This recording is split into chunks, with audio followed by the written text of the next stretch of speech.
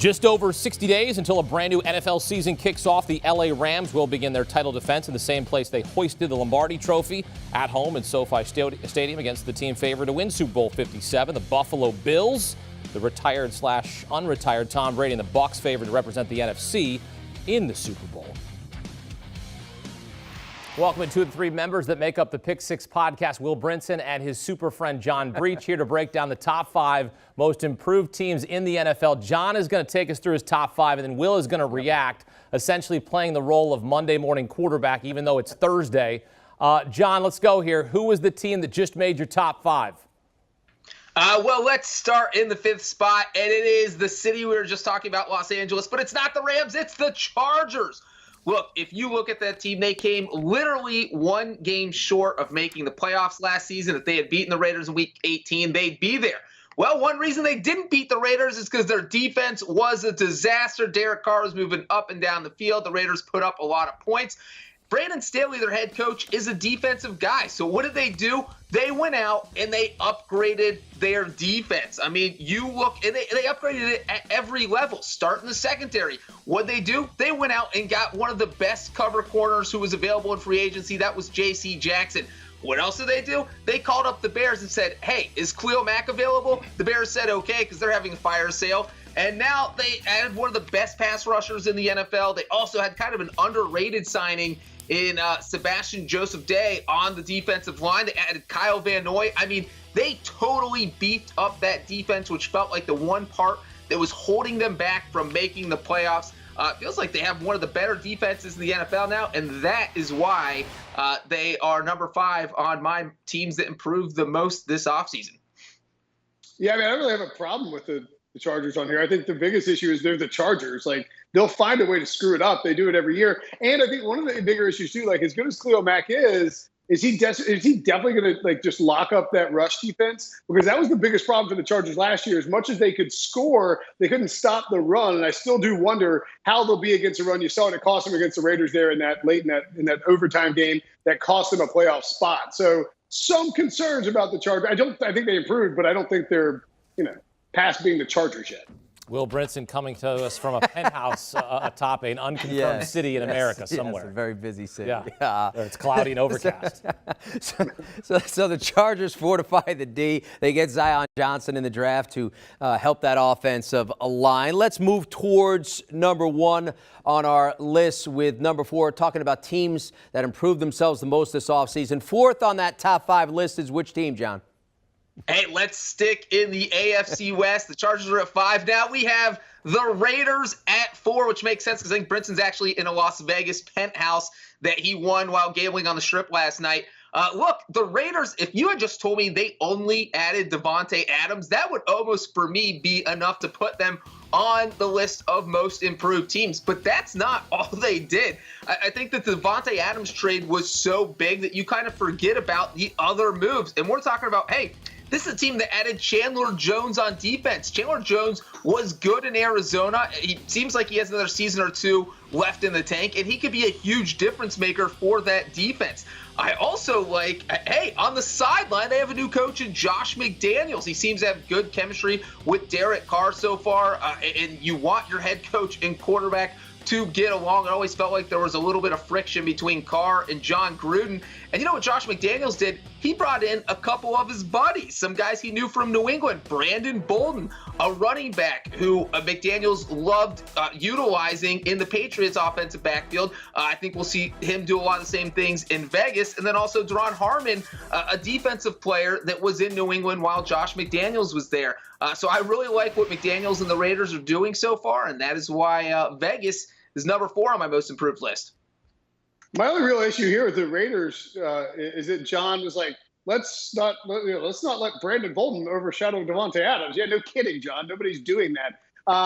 It's a good choice. They upgraded the coach. They upgraded the wide receiver. They upgraded the pass rusher. I mean, they went all in on this AFC West arms race. I have no beef with it.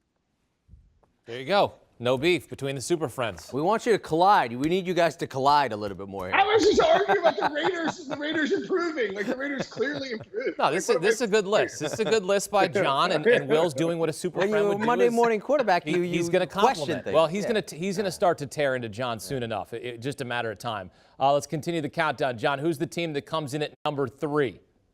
Well, I love the moral support here from Brinson. My self-esteem is really high right now. You know who else self-esteem is probably high right now? Is Tua Tagovailoa down in Miami. The Dolphins are number 3, and it really feels like they spent this entire offseason doing everything they can to set Tua up for success in 2022.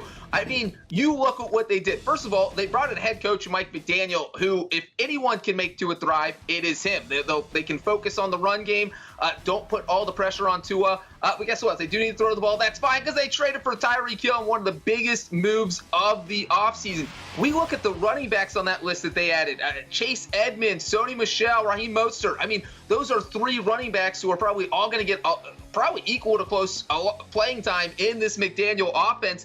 And you know what? They also brought in some protection for Tua. 2 of the most underrated signings came on the Dolphins' offensive line, with Teron Armstead going there playing left tackle. And let's not forget, they also stole Connor Williams from the Cowboys to slot in and start at the guard spot. So they beefed up the offensive line. They added receivers. They added running backs. This Tua should have a huge season. If he doesn't, maybe it's time to move on. But Dolphins, number 3 on my most improved team list.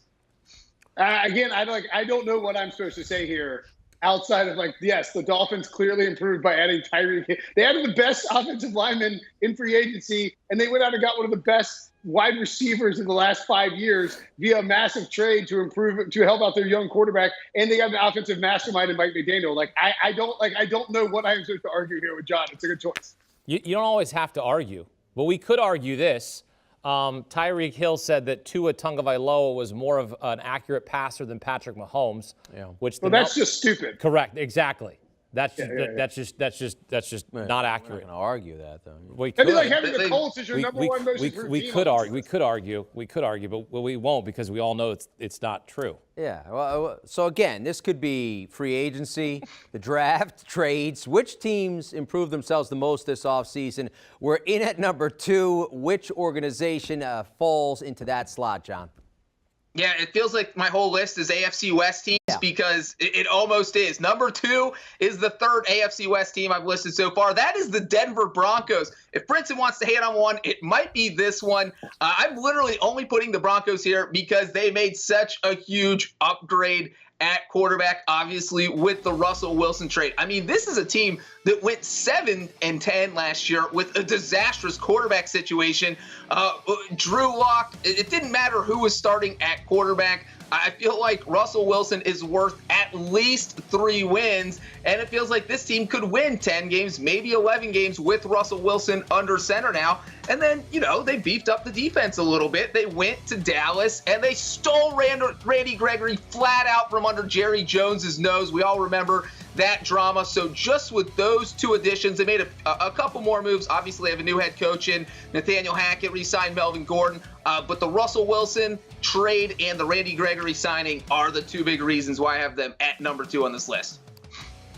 I mean, like, the Broncos, the Broncos were the team that everybody's like, well, all they got to do is get a quarterback, and they're there. Like, that's the one piece they need. And the credit of the Broncos credit, like, they were supposed to be involved in the Aaron Rodgers pursuit. They bring in Nathaniel Hackett. You think that's the reason to put Rodgers over the edge to get traded there, and then he decides he's not going to get traded. Green Bay doesn't want to trade him, so they pivoted. I mean, let's give George Patton a lot of credit for pivoting and chasing after Russell Wilson, who we didn't think the Seahawks were going to trade, and this gives them a shot to go win a Super Bowl. I mean, look, the last 2 Super Bowls have been won by quarterbacks who were traded or signed with teams in their first year. Tom Brady and Matthew Stafford. Maybe Russell Wilson will make it the big trifecta. Yeah, Russell Wilson and the Broncos playing the Seattle Seahawks in Week 1 in Seattle. Wilson, by the way, coming off his worst statistic season in his career. Yeah, he didn't have a whole lot of protection on the line there. Right. So he was trying to get that beefed up. We're going to continue our beef, even though there's really no beef here between Will and John. Maybe less. The Chargers, Raiders, Dolphins, and Broncos among your top 5 improved teams this offseason, John. So who's the team coming in at number 1 on your list? Well, Brinson might not like this one, depending how big of a fan he is of Matt Ryan, because the Indianapolis Colts are the #1 team on my list of teams that improved the most this offseason. Look, if you improve at the quarterback position, that means you already improved more than most other NFL teams. And the Indianapolis Colts had a dramatic upgrade at quarterback. I think Matt Ryan is that much better than Carson Wentz. If this team went 9-8 with Wentz, the sky is the limit with Matt Ryan. Who knows? He might even get back to the Super Bowl for the first time since he was with the Falcons in that one where they blew that huge lead. But you know what? It wasn't just the Matt Ryan trade. This team made a lot of solid moves that made the entire roster better. There was the trade for Yannick Ngakoue. You add him with DeForest Buckner on the defensive line. That is a very formidable defensive line. One signing that I felt flew more under the radar than probably should have was adding Stephon Gilmore. He's still one of the top corners in the NFL. So you're talking about Stephon Gilmore in the secondary, and Ngakoue and Buckner on the defensive line. Darius Leonard, as long as he's healthy, is one of the top linebackers in the NFL. And so when you look at all those additions, it feels like the Colts should be a good team and possibly a Super Bowl contender this year. Okay, fine. This is stupid. Why are the Colts #1? What are you doing? This is idiotic. Like the Broncos traded for Russell Wilson. And I love Matt Ryan. I'm really high on Matt Ryan. But like the Colts just stumbled into Matt Ryan because the Falcons were dumb enough to think they should be involved in the Deshaun Watson sweepstakes. Now, don't get me wrong. It's very lucky that they get out from under this disastrous Carson Wentz move that Frank Reich foisted upon them last offseason and saving some jobs there in Indianapolis. But this is ridiculous. How can they be above the other teams on this list? This should be the 4th team on the list, maybe, and you bump everybody else up one. So, John, that actually invalidates your entire list, makes it terrible, and makes me realize I never should have agreed to do in the first place on anything, because if you have the Colts at 1, you just don't know what you're doing. I cannot wait to tag Rate My Background on Twitter and ask them what they think of your penthouse apartment.